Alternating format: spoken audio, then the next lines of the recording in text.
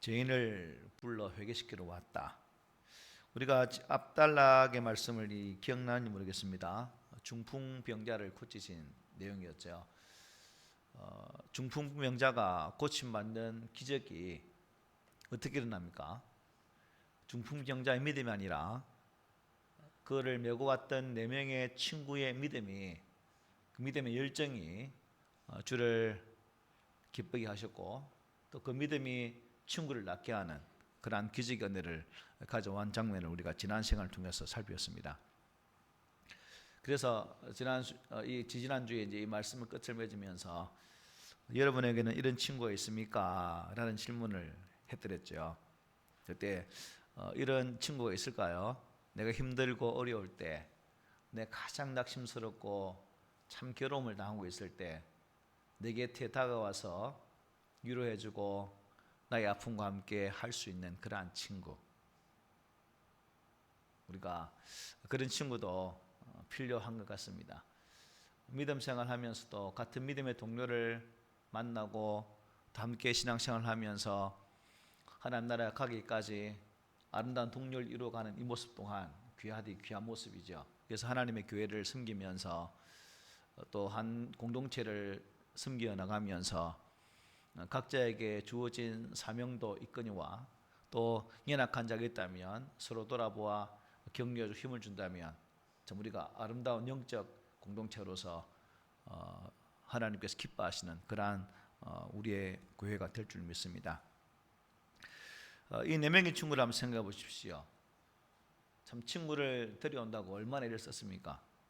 시간 손해, 물질 손해, 그렇죠? 또 에너지 낭비. 그런데 이러한 헌신이 있었기 때문에 친구가 그 중풍병으로부터 참 회복되는 은혜를 가져왔다는 사실입니다. 우리 한 사람 한 사람에게 주를 향한 이 간절함, 주님을 향한 이 열정들이 살아있다면 좋은 영향을 미치겠죠. 옆에 있는 믿음의 지체에게 좋은 영향력의 바이러스를 전파해서 함께 아름답게 서로 세워가고 세워주는 모습이 있다면 얼마나 좋을까라는 생각이 듭니다. 한 해를 시작하면서 이러한 자기 중심적인 모습이 아닌 타인을 향한 이러한 간절함과 애절함을 보여주고 함께 하고자 하는 그러한 열정들이 우리 가운데도 회복되어서 여러분의 개인은 물론이거니와 단체에도 큰 유익이 되어지는 그러한 우리가 되었으면 좋겠습니다. 우리 예수님의 사역을 보면 주로 하나님의 나라의 복음을 전파하는 것과 각종 귀신을 내어쫓고 병을 고치는 치유 사역으로 이 2가지로 요약할 수 있겠죠. 그런데 이제 복음서가 진행되면서부터 이러한 2가지 사역 외에 또 한 가지 더 사역이 첨가되는 것을 보게 됩니다. 뭘까요? 제자를 세우는 사역입니다. 앞에서는 어부 4명을 부르셔서 제자로 삼으셨고 오늘 또 다른 사람 한 사람을 세우는 장면을 우리가 보게 됩니다. 오늘 본문 27절에 보면 이렇게 말씀하죠. 그 후에 예수께서 나가사 레위라 하는 세리가 세관에 앉아 있는 것을 보시고 나를 따르라 하시니라고 말씀합니다. 예수님께서 이 가버나움 집을 나오셔서 세관 앞을 지나가는데 그 앞에 한 사람이 딱 앉아 있습니다. 누굴까요? 세리였습니다. 세리. 세관은 무엇 하는 곳이죠? 통행세를 징수하여 받는 그런 역할을 했습니다. 그래서 가버나움에 드나드는 상인들을 대상으로 세금을 징수하는 그 일을 감당했던 사람, 그 세리가 앉아서 세금을 받는 장면을 보신 거죠. 그럼 레위, 자, 신앙생활 하신 분들은 이 레위가 누구인지를 알아요. 이미 복음서를 많이 공부하신 분들을 또 신앙생활 오래 하신 분들은 이 레위 하면 예수님 제자하면 금방에 이 사람이 누군지 알지만 또 어떤 분들은 이 레위가 누구지라고 물을 수 있는 분도 우리 가운데 몇 분이 계시는 것 같아요. 레위가 누굴까요? 모르는 분도 있단 말이죠. 그래서 아시는 분들은 아는 것도 왜 할까 짜증나게 이 생각하지 말고 모르는 분도 있기 때문에 같이 알자라는 의미에서 같이 들어주시면 감사하겠습니다. 이 레위를 제자로 부르게 되죠. 그런데 이상한 것은 예수님의 제자 명단에는 레위라는 이름이 있나요, 없나요? 네, 없어요. 누가복음 6장의 말씀을 한번 볼게요. 보면 이렇게 말씀합니다. 이때에 예수께서 기도하시러 산으로 가사 밤이 새도록 하나님께 기도하시고 밝음에 그 제자들을 부르사 그 중에서 12를 택하여 사도라 칭하셨으니 곧 베드로라고도 이름을 주신 시몬과 그의 동생 안드레와 야고보와 요한과 빌립과 바돌로메와 마테와 토마와 알페의 아들 야고보와 셀롯이라 하는 시몬과 야고보의 아들 유다와 예수를 파는 자가 될 가룟 유다라. 여기 레위가 있나요? 거기에 드세요. 고기 숙이지 말고. 땅을 보면 레위가 놓을 수가 없죠. 이걸 봐야 레위가 있는지 없는지 볼 수 있습니다. 레위가 없어요. 그죠? 그러면 다른 복음서를 통해서 우리가 다른 부분을 찾아볼 수 있는 마태복음 9장에 보면 이렇게 말합니다. 예수께서 그곳을 떠나서 지나가시다가 마테라 하는 사람이 세관에 앉아 있는 것을 보시고 이르시되 나를 따르라 하시니 일어나 따르니라. 자, 마태가 어디 앉아 있었다고요? 세관에 앉아 있었다. 그러면 이 마태가 뭐라는 거죠? 세리이겠다라는 추측이 가능하죠. 그리고 마태복음 10장에 이렇게 말합니다. 12사도의 이름은 이러하니 베드로라는 시몬을 비롯하여 그의 형제 안드레와 세베대 아들 야고보와 그의 형제 요한, 빌립과 바돌로메, 도마와 세리 마테 체크해놨죠. 알페의 아들 야고보와 다데오, 가나안인 시몬 및 가룟 유다 곧 예수를 판 자라. 마태는 제자 이름 앞에 뭐가 이르 있어요? 세리 마테라고 말합니다. 그러니까 예수님 제자 중에 세리 출신은 몇 명이에요? 한 명이에요. 한 명. 그러니까 마태의 원래 이름은 무엇이다? 레위였다. 이런 것을 알 수가 있죠. 자, 그러면 이 마태라는 이름은 어떻게 생겼을까? 마태라는 이름의 뜻은 여호와의 선물이라는 뜻입니다. 아마도 예수님을 만난 이후에 주님께서 아마 이렇게 붙여 주었을 가능성도 충분히 있죠. 시몬이 어떻게 이름 바뀌죠? 베드로로 이렇게 바뀌잖아요. 그처럼. 그래서 이 사람이 어떤 책을 쓰게 됩니까? 이 레위라는 사람이 무슨 책 쓰지요? 마태복음을 씁니다. 마태복음을. 다른 복음서 저자들은 이 마태가 세리 출신이라는 것을 드러내지 않으려고 하는 것 대조적으로 마태는 스스로 자신이 세리 출신이라는 것을 숨기지 않고 그대로 다 기록을 해주고 있습니다. 예수님은 이제 그에게 이제 단도직입적으로 어떻게 말합니까? 나를 따르라고 말씀하죠. 우리 함께 읽어보겠습니다. 시작. 그 후에 예수께서 나가사 레위라는 세리가 세관에 앉아 있는 것을 보시고 나를 따르라. 누굴 따르라? 예수님 나를 따라오라고 말씀하시는 거죠. 그러자 뜻밖에도 레위는 즉시 어떻게 합니까? 예수님을 따라가게 됩니다. 읽어봅시다. 시작. 그가 모든 것을 버리고 일어나 따르니라. 제자를 부르고 또 사역길을 세우는 과정 속에서 오늘날 우리처럼 뭐 맡아주시죠 하면 전 부족합니다, 모자랍니다, 이 신랑이를 막 하면서 이렇게 따르면 좀 재미가 있었겠는데 마태는 그런 재미도 없어요. 야 따라와 그게 네 바로 따라갑니다. 신랑이 전혀 없죠. 그냥 모든 것을 버리고 따라갑니다. 좀 재밌게 하려면 우리처럼 그죠? 전 못해요. 제게 능력이 없어요. 주님 무슨 말씀하셔요? 아론처럼 모세처럼 말도 못해요. 저 어린아이여서 안 돼요. 이렇게 뻗어야 되는데 전혀 뻗는 게 없어요. 왜 그럴까요? 여러분 생각은 왜 이렇게 마태는 순순히 야 따라와 한 게 yes sir 하고 따라가게 될까요? 세리라는 이 직업이 어떤 직업일까요? 세리. 이 당시에는 세리는 권력과 부를 보장받는 직업이었어요. 한미천 단단히 챙길 수 있는 직업이었다는 겁니다. 로마 제국의 어떤 사람이에요? 세무공무원이에요. 세무공무원. 아무나 뽑지 않죠. 사돈의 팔중까지 그야말로 로마 제국의 반기를 드는 그런 자가 있다면 절대로 이 자리에 앉을 수가 없어요. 또 그들은 로마 제국이 정한 일정한 교육을 받아야 됩니다. 세리이기 때문에 뭘 잘해야 될까요? 계산을 잘해야 됩니다. 그리고 기록을 잘해야 돼요. 장부정리를 잘해야 된다는 겁니다. 그리고 아람어뿐 아니라 이 로마 제국의 공식 언어인 히라버 구사 능력도 아주 뛰어나야 이 직업을 감당할 수가 있었어요. 그리고 글씨도 어떻게 해요? 저처럼 못 쓰면 안 되고 잘 썼을 것으로 보여집니다. 그러니까 이 마태복음서를 그렇게 잘 쓴 거죠. 또 마태가 다른 어부들하고 좀 다르겠죠. 세리가 되기만 하면 상당한 권력과 무가 이게 따라오게 되어 있습니다. 다만 문제가 하나 있죠. 무슨 문제가 있을까요? 로마 제국의 관료다라면 억압받던 유대인들로부터 어떤 상황일까요? 약간 문제가 생길 수밖에 없겠죠. 먼저 정치적인 이유로 이 세리들은 유대인들의 어떤 대상일까요? 미움의 대상이었습니다. 미움의 대상. 왜요?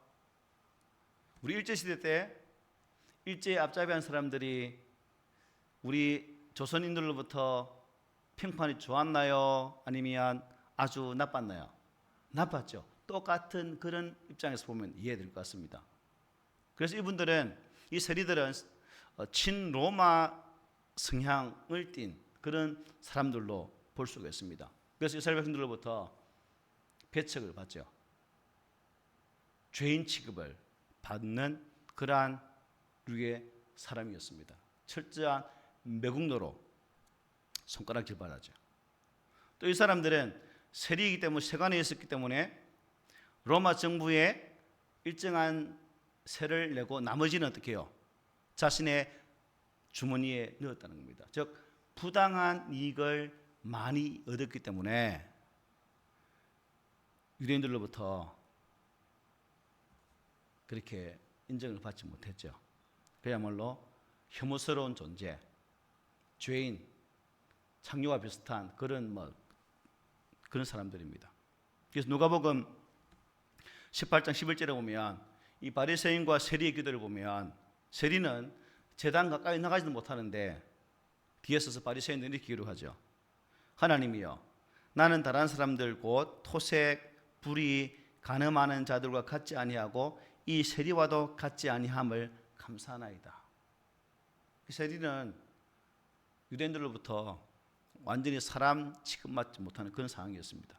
오늘 보면 30절에서도 잘 나타나고 있죠. 30절 보면 이렇게 말씀해요. 우리 함께 읽어봅시다. 시작.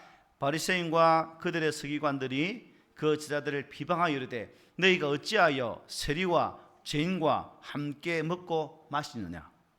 그만큼 세리는 이 당시에 유대 사회에서는 그야말로 아주 미움의 대상이었다. 죄인과 세리는 동급으로 취급받고 있었다는 것을 보게 되죠. 그런 측면에서 여러분, 비록 세관에 앉아서 돈은 많이 벌었겠지만 이 레위의 삶이 어땠을 것 같아요? 행복했을까요? 아니면 좀 마음이 영 불편했을까요? 행복하지는 않은 것 같아요. 그야말로 썩이 문드러져서 막 딱 썩어 있는 그런 상황이 아니었을까? 인생도 그야말로 보람도 없는, 삶의 수도한 가치도 알지 못하는 그런 어떻게 보면 시대에 대해서 좋지 못한 그런 감정을 가지고도 충분히 있었겠다라는 생각이 듭니다. 그런 찰나에 이 레위에게 소문이 들리죠. 예수님에 대한 소문이. 그분은 이런 일들을 행하시고 그분의 가르침에는 많은 이적이 있고 힘이 있고 참 하나님 메시아 같은 그런 능력이 있다는 소문이 아마 이 레위에게도 들린 것 같아요.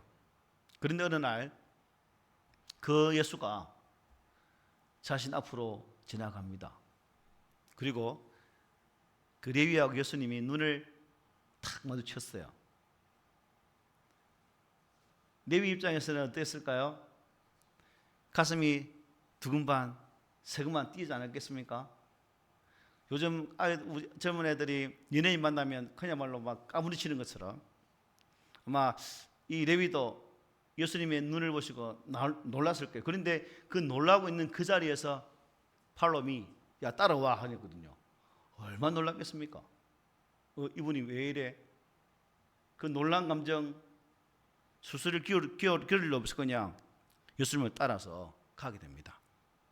이 레위와 예수의 만남을 보면서 그동안 레위 속에 있을 땐 그런 여러 가지 복잡한 심령이 예수를 만나면서 또 예수님의 콜링 앞에 그는 새로운 결단으로 용감하게 나아가는 모습을 보게 됩니다.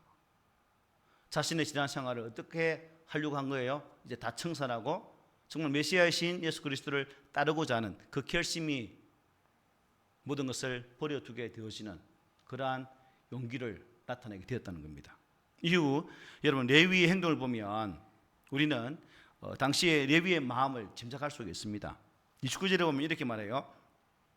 레위가 예수를 위하여 자기 집에서 큰 잔치를 하니 세리와 다른 사람이 많이 함께 앉아 있었다 말씀해요. 자, 먼저 그는 예수를 위해서 뭐 한다고요? 잔치를 베풀었습니다.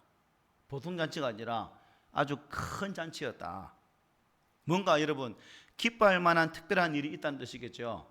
레위 입장에서는 삭개오가 예수를 만난 이후에 큰 모임을 감당했던 것처럼 레위도 아마 그러한 예수와의 그 만남을 같이 있는 것이고 이런 큰 잔치를 아마 열게 된 것 같습니다. 그는 예수님을 따르기 위해서 모든 것을 버리기로 결심했습니다. 이제 자신의 삶의 가치관이 어떻게 해요? 변화되어진 거죠. 그래서 주변의 사람들을 초대하고 큰 잔치를 열게 됩니다. 마치 진주를 발견한 그 사람이 온 재산을 딱 팔아서 그 밭을 사는 것처럼 진주보다 더 귀하신 주를 만난 그 기쁨으로 이 큰 잔치를 열게 되었다는 겁니다. 성경에 보면 어떤 사람 하나가 예수 그리스도를 발견하고 믿게 되면 항상 큰 잔치를 벌이게 됩니다. 우리가 잃어버린 비유 보면 알잖아요, 그죠? 어린 양의 비유라든가 보석 비유라든가 돌아온 아들 잔치 비유, 모든 하나지만 보잘것없지만 돌아온 것으로 찾아온 것으로 말미암아 큰 잔치를 그보다 더 크게 벌이는 모습 보지 않습니까? 아마 이 레위도 그러한 기쁨으로 큰 잔치를 연 것 같습니다. 그래서 C.S. 루이스는 그리스도인의 삶은 잔치와 함께 시작되는 것이다 라고 말씀했어요. 우리의 예배는 결국 기쁨과 감격의 잔치가 되어져야 되는 거예요. 수예배를 보면 소수의 무리가 오기 때문에 참 안 오시는 분들 모르겠습니다. 예, 지금 듣고 유튜브에 보고 있는지 모르겠으니까 오신 분들은 참 쓸쓸해요. 더 오시면 좋겠는데 그래서 잔치가 돼야 되는데 어떤 때는 어른들을 차내리며 사는 말씀이 아이고 우리 없으면 자리가 없겠다 이 말씀하시거든.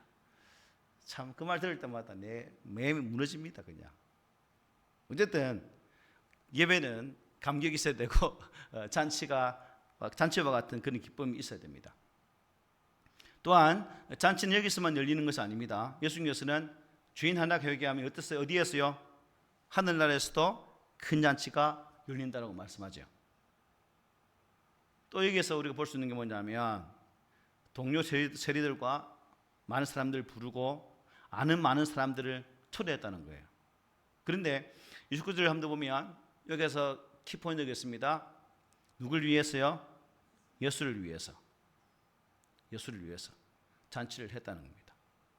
자신에게 새로운 삶을 열어준 예수님께 감사하면서 열었던 잔치였습니다. 하지만 그런 부분도 있겠지만 또 다른 사람들을 초대했다는 거예요. 왜일까요? 내가 만난 예수 그리스도를 소개하고자 했다는 겁니다. 자신의 변화를 가져왔던 예수 그리스도를 알리기 위한 레위의 동기가 이 잔치 속에 포함되어 있었다는 겁니다. 귀하지 않습니까? 많은 사람들 초대해서 내가 만난 우물가의 여인처럼 그 여인도 뛰어가서 내가 메시아를 보았다라고 외친 것처럼 이 레위 또한 그런 기쁨으로 많은 사람들을 초대했다는 거죠. 사람을 얼마나 많이 초대했는지 심지어 어떤 사람요? 바리새인, 서기관들까지 초대했습니다. 일반적으로 생각하면 바리새인과 서기관이 세리의 집에 올 수 있다 없다? 올 수 없어요. 그죠?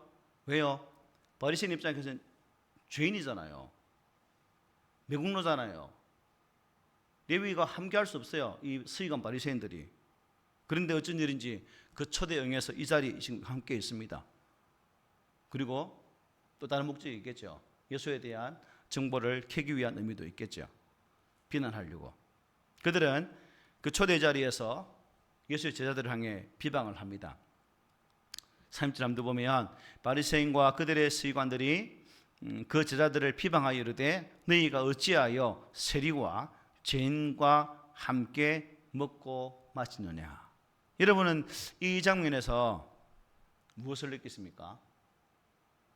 바리새인과 여기 서기관들은 지금 어디에 있는 거예요? 지들도 그 자리에 앉아 먹으면서 예수의 제자에 대해서 지금 손가락질 하고 있는 거예요. 나는 괜찮고 너는 안 돼. 내로남불의 역사가 아마 이때부터 계속 된 것 같아요. 이 역사가 참 깊다, 그죠? 내로남불의 역사가. 자기 속에 있는 들보가 있으면서도 형제 눈 속에는 티를 보고 빼겠다는 그 꼴로 지금 접근하고 있습니다. 더군다나 초대한 사람에 대한 배려가 어때요? 전혀 없죠. 이 잔치에 자치를 연 사람 누굽니까? 레위입니다. 그리고 누굴 위해서요? 예수를 위해서 저는 열었어요. 그러면 그 중심이 되어야 되지만 이분들은 이 사람들은 전혀 그렇지 못했습니다. 너희가 어찌하여 세리와 죄인과 함께 먹고 마시느냐. 주인이 세리인데 그리고 그 잔치의 주인공 예수님인데 참 예의 없이 배려도 없이 이런 막말을 지금 하고 있는 모습을 보게 됩니다. 그런데 우습죠. 앞에 누가 있습니까? 지금 예수님 앉아 계세요. 그런데 화살을 어디에 돌립니까? 제자들에게. 좀 비겁하지 않습니까? 당당하다면 예수님께 대해서 당신 이 자리에 왜 오셨습니까? 라고 직접 나무랄 것인데 예수님께서 전혀 말 못하고 제자들에게 돌려 말하는 그들의 모습을 또 보게 됩니다. 우리도 살다 보면 이 비겁한 모습들이 많죠, 그죠? 직접 말 못하고 돌려서 말할 때가 있다는 겁니다. 이분들도 마찬가지죠. 이 분하니까 좀 아깝지만 이 사람들도 그렇다는 겁니다. 어쨌든 그들이 제자들에게 비방을 하자 예수님이 직접 들으시고 말씀을 하셔요. 31절을 함께 읽어보겠습니다. 시작. 예수께서 대답하여 이르시되 건강한 자에게는 의사가 쓸데없고 병든 자에게라야 쓸데있나니. 아멘. 예수의 말씀을 잘 음미해 보십시오. 예수님이 레위가 어려운 사람이라고 말씀하십니까? 아니에요, 그죠? 그런 말씀 안 하셨어요.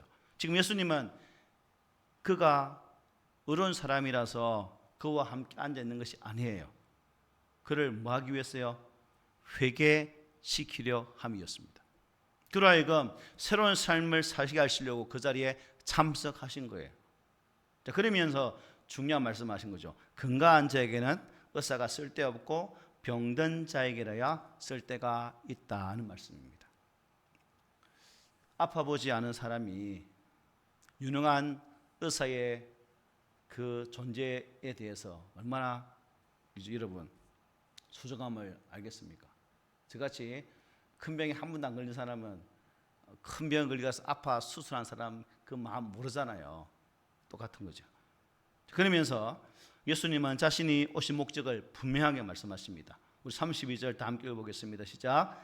내가 의인을 부르러 온 것이 아니요 죄인을 불러 회개시키러 왔노라. 아멘. 죄인을 불러 회개시키러 왔노라. 여러분 예수님 입장에서 한번 생각해 보십시오.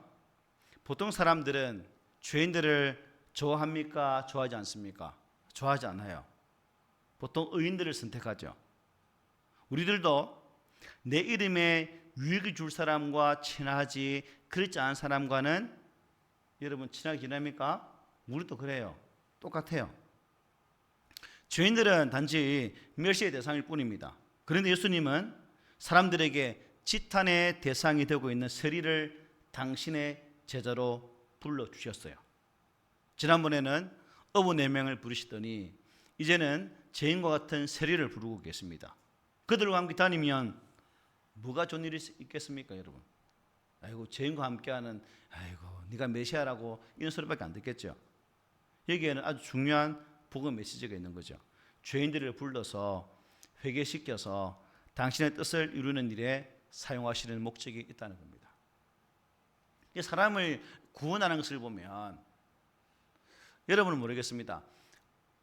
하나님께서 이 땅에서 사람들을 구원하시는 그것을 보면 우리의 존재에 대한 가치도 생각할 수 있겠지만 더 중요한 것은 하나님이 죄를 참 싫어하신다는 겁니다. 죄를 싫어하셨기 때문에 징계를 내리시고 심판을 하시는 거죠. 그리고 그 죄를 싫어하셨기 때문에 아들 예수 그리스도를 십자가에 내어 주기까지 하셨다는 사실입니다.